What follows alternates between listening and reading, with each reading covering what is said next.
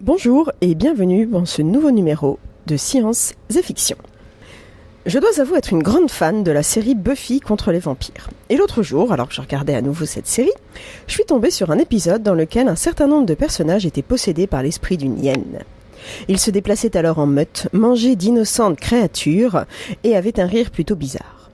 Ce que l'on attend généralement d'un groupe de hyènes donc. Cependant, un détail ne collait pas. Les mâles du groupe prenaient les décisions et les femelles obéissaient. Or, chez la hyène tachetée, ce n'est pas tout à fait ainsi que se passent les choses. Je vous invite à découvrir avec moi la vie pas si cachée que ça des hyènes tachetées, alias Crocuta crocuta.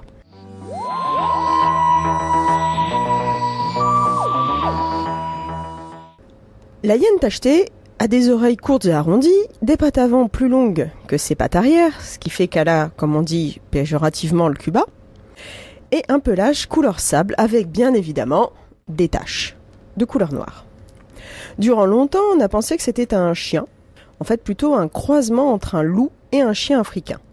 Mais que nenni, en fait la hyène tachetée est un félin.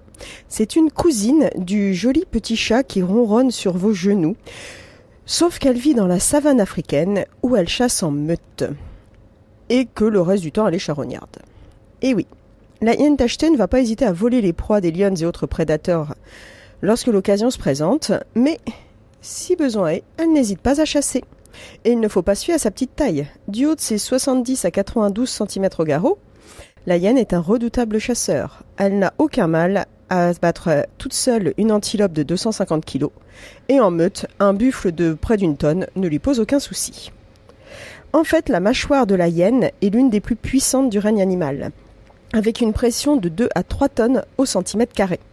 C'est équivaut à peu près à la pression qu'exerce un requin blanc lorsqu'il meurt. Pour comparaison, un humain, lorsqu'il mange son hamburger frites, exerce une pression de 15 à 20 kg au centimètre carré. Un loup, on atteint les 150 kg. Autant dire que la hyène surpasse très largement un grand nombre de mammifères lorsqu'il s'agit de manger. Et donc sa proie a très peu de chance, puisqu'en plus de broyer sa chair, elle broie ses os, et il ne reste pas grand-chose d'elle à l'arrivée. D'autant plus qu'il faut bien l'admettre, les hyènes ont une devise dans la vie, à quoi bon attendre que la proie soit morte avant de la manger. À commence leur repas, alors que l'animal est toujours en train de se débattre entre la vie et la mort. Ce n'est pas la seule particularité de Crocuta crocuta. La hyène tachetée vit dans une société matriarcale. Les femelles sont aux commandes et les mâles obéissent bien sagement. En effet, chez la hyène tachetée, la femelle est plus grande que le mâle, plus lourde que le mâle et plus agressive que le mâle. Autant dire que si le mâle essaye de dire quelque chose, il essaye pas en fait. Il a vite compris que sa survie en dépendait largement. La hiérarchie existe aussi au sein des femelles. Il y a une dominante, toutes les autres lui obéissent, et la dominance est transmise par un apprentissage au sein de la société. Lorsque la petite est avec sa mère, elle observe comment agit sa mère, qui est la dominante, et elle va copier tout ce que fait sa mère dominante. Ainsi, lorsque sa mère meurt, elle devient la dominante. Les autres obéissent sagement. Agressives ? Oui, les hyènes sont agressives, surtout avec les mâles. D'ailleurs, les mâles n'ont le droit de les approcher qu'au moment de la reproduction. Là, elles vont être gentilles et les laisser être tout près d'elles. Le reste du temps, ils se tiennent sagement à distance, rôdent autour et regardent. Et lorsqu'ils ont de la chance, arrivent à manger les quelques restes qu'elles peuvent leur laisser. On se demande assez souvent comment se font pour survivre les mâles hyènes. Mais ce qu'il y a de plus incroyable chez la hyène tachetée, ce n'est pas son organisation matriarcale, mais c'est bien sa reproduction. Pendant très longtemps, on a cru que les hyènes étaient des animaux hermaphrodites. En effet, un jour, les mâles avaient des bébés. Ça paraissait plutôt étrange. En fait, c'est tout simplement que les hyènes ont ce que l'on appelle un clitoris péniforme, c'est-à-dire qu'elles ont un clitoris aussi long qu'un pénis, qui pend entre leurs jambes et qui entoure le vagin. Ce clitoris péniforme présente quelques désagréments cependant.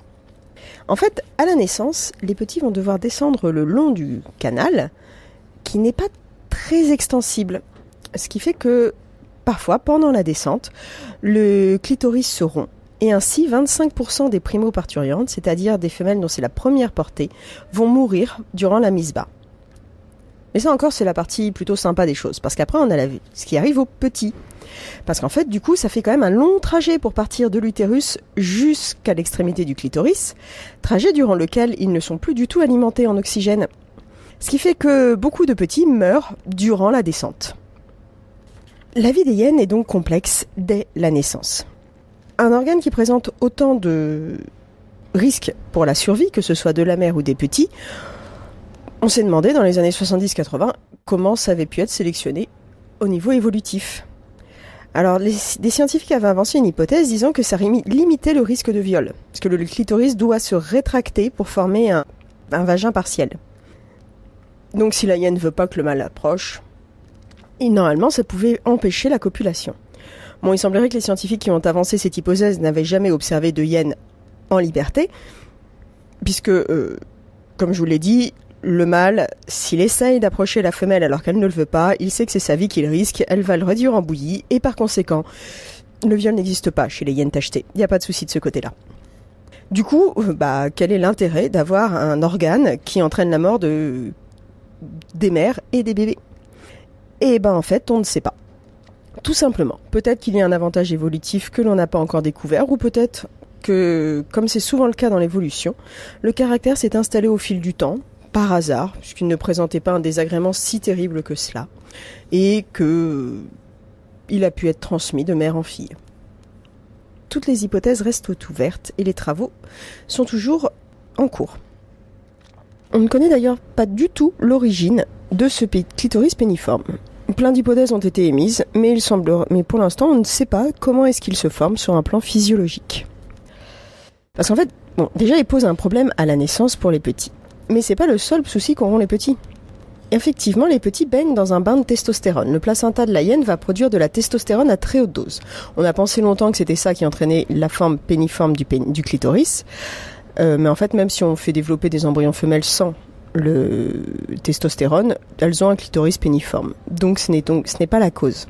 Mais la testostérone présente dans le placenta va avoir un effet intéressant sur les petits, ça va les rendre très agressifs.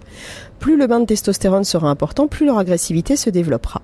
Ce qui fait que lorsqu'ils arrivent à survivre à l'accouchement, les petits s'entre-dévorent entre eux jusqu'à ce qu'un seul survive.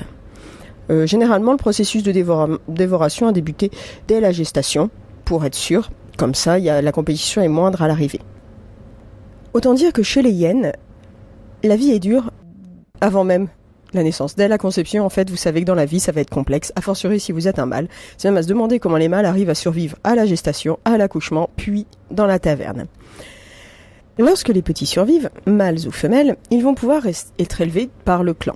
Les femelles étant très agressives, elles vont empêcher les autres membres du clan de voler la nourriture des petits, comme ça se fait chez les lions, où lorsque la femelle ramène à manger, le lion se nourrit et s'il en reste, le lionceau aura peut-être le droit de s'alimenter. Chez les hyènes, les femelles commandent, les petits sont prioritaires sur la nourriture, les mâles mangent si jamais il reste quelque chose derrière. Du coup, ça peut être une des explications sur la sélection du surplus de testostérone et de l'agressivité des hyènes, puisque chez elles, le taux de mortalité infantile reste inférieur à celui des lionceaux, que l'on considère, même si l'on prend en compte les fratricides à la naissance et les morts pendant l'accouchement. Elles restent avec un taux de mortalité chez les jeunes très faible par rapport à d'autres félins, chez lesquels les femelles sont moins agressives et où les petits ne peuvent pas s'alimenter selon leur bon vouloir. Les petits vont donc vivre au sein du clan jusqu'à ce qu'ils soient pubères. Les mâles devront alors partir. Les mâles des femelles dominantes sont les derniers à quitter le clan. Les femelles, elles, vont rester dans le clan et assurer sa perpétuation.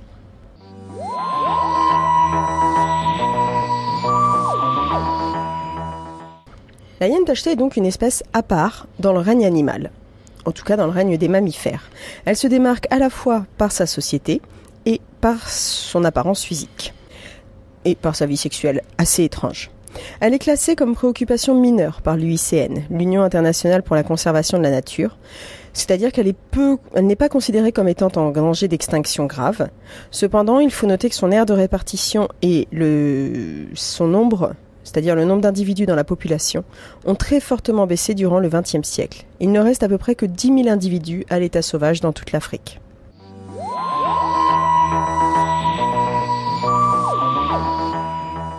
Voilà. C'était le dernier numéro de Sciences et Fiction pour cette année. Ma vie me portant vers d'autres cieux, ce fut cependant un plaisir de partager ces moments avec vous. Un dernier conseil lecture avant de vous quitter. L'excellent Yen de Leonora Carrington, qui n'a rien à voir avec de la science-fiction, qui est juste un petit bijou du surréalisme, une nouvelle à lire à tout prix. Je vous remercie de votre attention et vous souhaite bonne continuation.